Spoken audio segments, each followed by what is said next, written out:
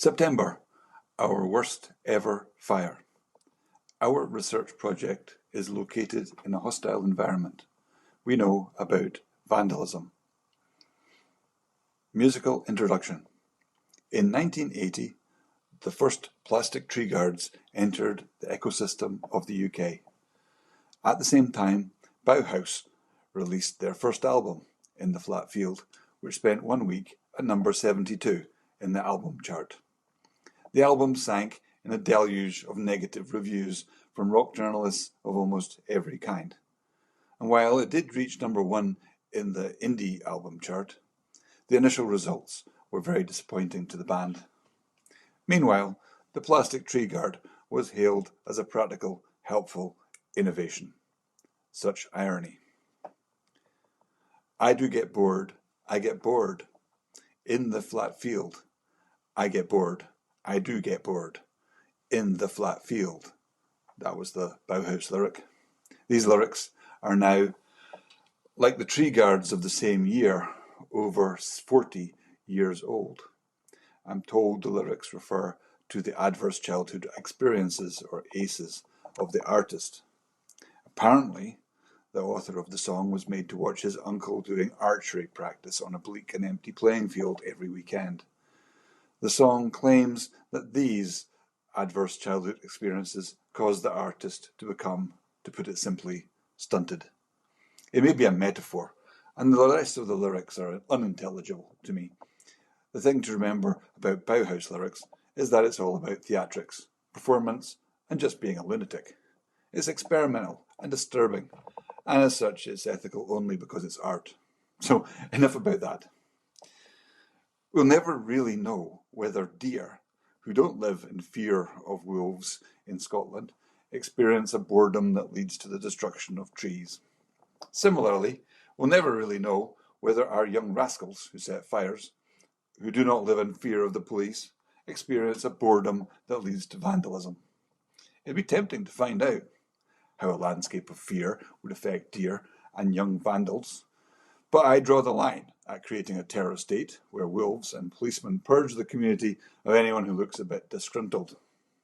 Our ethical standards will be vigorously maintained until the funding runs out. 2. Bored in the flat fields of Buckhaven in Scotland.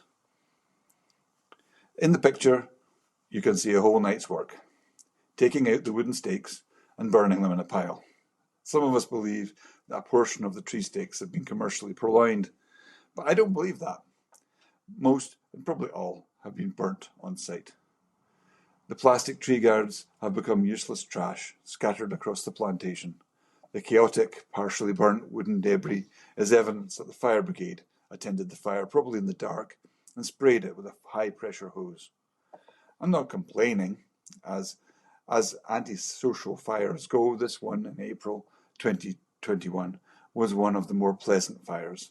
This photo I now see is from the good old days when fires were wood fires, and the smoke reminded me of Scout camp. When the tree stakes ran out, we entered the era of the wheelie bin fire. There is an unfounded myth that the fumes of a wheelie bin fire get you high. The difference between getting high and getting poisoned are not properly understood by some young people. A wheelie bin on fire produces carbon monoxide and carbon dioxide in lethal amounts. It's simply poisonous. Let's not even think about the microplastics released into the air. Wheelie bins that have burnt in batswood were often not empty. Babies' nappies, shoes, clothes, toys, bedding, toiletries, a lot of tree guards, wood, food, cleaning products. Who knows what fumes come off a wheelie bin fire? A wheelie bin fire is like a box of toxic chocolates. Wheelie bins are made of HDPE plastic. When it burns, some of it melts and melds with the soil and whatever it touches. This creates a new strata of sediment deposit unique to our era, the Anthropocene. Geologists have written about these technofossils, but they are not responsible for why nobody seems to be able to do anything about it. They weren't being glib. It's a simple fact. The world is quickly being covered in a death mask of plastic. It'll take more than a geologist to stop this from happening. Over the past few years, I've learned to respect the toxicity of the mess from a fire and leave at least a week between finding it and clearing it up. The American nature writer Aldo Leopold died of a heart attack while attending a fire on his neighbour's farm. I have learned to use a respirator mask as well as good gloves. I worry about the times when I did not use the right equipment, when I saw young people playing in the toxic aftermath of these fires. I've got a lot of pictures. I have seen many people become upset by these sites of pointless destruction. If it helps, I believe the people responsible will become ashamed of their actions, even if they're not prosecuted. They will one day worry about the long-term consequences of the pollution they have caused, even if it's just to their own health or that of their as yet unborn kids. I myself have never got angry about the fires. I see it as another one of those thousands of problems in the system, like deer overgrazing and soil that hasn't got enough worms. People talk about levelling up, but anyone can do it. There's quite a difference in level between a school with burnt wheelie bins and a school that does not have burnt wheelie bins. This is the difference making of the most straightforward type. I know it's not strategic, but what's the point of strategy when there's a burnt wheelie bin right in front of your nose?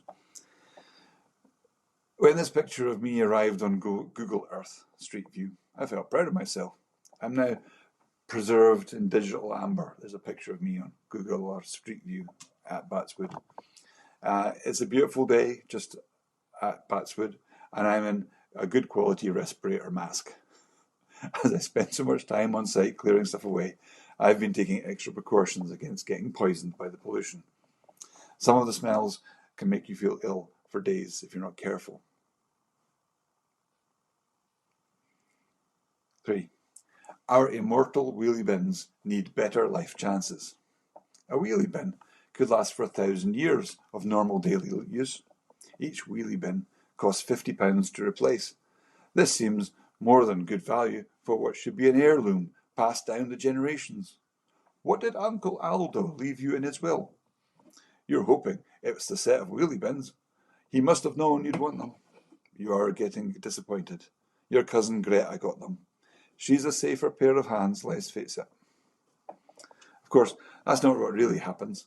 If your wheelie bin goes up in smoke, you just phone the council and get another, including free delivery and no questions asked. There's probably a huge container ship steaming through the Suez Canal right now, dodging the Houthi rebels, loaded with wheelie bins just to replace the ones stolen and burnt across the UK. It seems that the taxpayer is responsible for paying for everyone's wheelie bin, whether they keep it safely or let someone burn it in a school playground. Fire is a fascinating thing. It's a natural process and part of the ecology of a place. I know that the plastic pollution is no good, and these photos look awful, but the plants have a way of finding a way back. Most fire damage, adequately cleared of wreckage, disappear under the leaves and grasses. There is a benefit to the soil in the form of carbon deposits of charcoal, and this really improves soil quality. This foam-like carbon holds moisture and minerals and plants, which plants love. And in Africa, climate scientists are looking at these deposits as the hidden benefits of grassland fires. There's something primordial about having a fire outside. Doing them responsibly, with minimal smoke and a leave-no-trace ethic, is bread and butter to the growing army of outdoor educators. There is consensus that outdoor learning is the way for schools to treat mental health. There is a consensus that outdoor learning is a way for schools to treat the mental health catastrophe that has swept the UK since 2010, when technology started to fundamentally rewire childhood, moving our children's play to phones. When the Early Learning Centre disappeared from Kirkcaldy High Street, that's when we parents should have chained ourselves to the railings. 4. Bored in a landscape of rage. The landscape of rage has young people raging about doing quite visible damage. It has deer raging about doing quite visible damage. and when the dog walkers see quite visible damage, they too spit fire. With all this rage about, and I've got my own problems, I'm reluctant to add more fuel to the flames by engaging in rage. I'm bored with rage. Rage I can work with, but it's a tricky customer. You never quite know how it's going to unfold. There was this youngster who, let's say, didn't engage well at school. He liked pit bikes, motorbikes of all kind. So I thought I might interest him with the news that a motorbike had been found burnt at Batswood. Maybe you could take it away. His laser-focused interest was turned to utter disquiet when he found the motorbike. It was one he had sold a few months earlier. He saw this as possible negative customer feedback. Nobody saw him for the rest of the day. And from what I can tell, the destruction was interpreted in this way, this disturbing customer feedback type way. The landscape of rage contains complexities and troubles that are not predictable. Actually, I did shout in rage one time. It was right back at the start of the project in 2018. A pair of school pupils were attempting to cut down one of our most significant hawthorns. My yell drove the two boys away. And you can see the damage in the picture. It's almost cut half through. I expected the tree to die as a result of being half severed. But this was not the case. The tree recovered with a huge bulge of protective tree growth, and today you'd never know it had nearly fallen on some pupils. In the UK, 6 people per year are killed by trees falling on them. I don't know how many were carrying saws at the time, but I imagine it's not zero. My friend Joe was nearly killed by a tree. He was in intensive care for several months, but the person he was with was not so lucky. He died instantly at the scene. Joe was in the passenger seat of a Porsche going at high speed on a stormy night, but none of that matters. His point is that trees should be held to account for the damage they cause by getting in the way. That's his point of view. Summary: a hostile environment. Batswood sits in an area which has some of the most deprived neighbourhoods in Scotland. Antisocial behaviour is common on some streets. The project, so far, has kept itself relatively hidden in the middle of Batswood, but one of the aims of the project is to see what happens when it is planted in a more exposed and visible part of the community. We hope that the community accepts Willow Worlds and can live with it. Fighting that sinking feeling. September 2024. Social media alerted a former pupil, JT, whose mother, LT, alerted me. Batswood was on fire again. Fife Jammers, a Facebook page for curtain twitchers, had some ominous blurry nighttime footage. But then I relaxed. The optics had been deceptive in the past. I remembered long ago there was a horrible photo of a sharpened stick, which some young Rambo had left stuck in one of my paths in Batswood. The online fear was it could have injured a dog. In the case of the pointed sticks, I had dropped everything to investigate. Facebook had us believing that some sicko was creeping around in Batswood, hoping to impale dogs on sharpened tree trunks. Nobody was there. I found the stick and another one, both about 5 inches in length. The stick in the photo looked pretty unsafe, but it wasn't very. The pointed stick was stuck in the ground so badly that it was hardly more dangerous than a fallen branch. The worst fire, September 24. The next day, there was a text from Susan Hollins, a local resident, who said she'd taken 81 photographs. Okay, maybe I should have a look after all, I thought. In the field next door, the farmer had been cutting hay, and this had attracted a teenage firebug. He'd run along the fence with a bottle of lighter fluid in 3 places, each about 50 metres long. The inferno consumed the western edge of Batswood, between Buckhaven and Methil Hill. His name was reported to the police, and he was barely a teenager. I estimated the damage as follows. Our tree nursery is gone, 50 small trees in pots all burnt to a crisp. 40 native trees, each approximately 3 to 5 years old, mostly hawthorn, blackthorn and rowan. 35 orchard trees, each approximately 15 years old, planted 6 years ago, bought then for £17 each. now not replaceable because they're too big.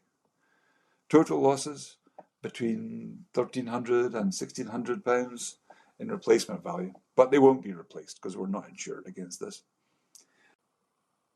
So that's about it from the September newsletter. A bit depressing, a bit about vandalism, the hostile environment in which the research project is taking place. Next week, we're on something completely different. So the questions that remain from this week are, which of our damaged trees are going to survive? Will they come back in the spring? How long will the plants take to regreen the ground? And what action will be taken to address this crime? But that's it from me, and I'll be back for October's newsletter round about the end of October.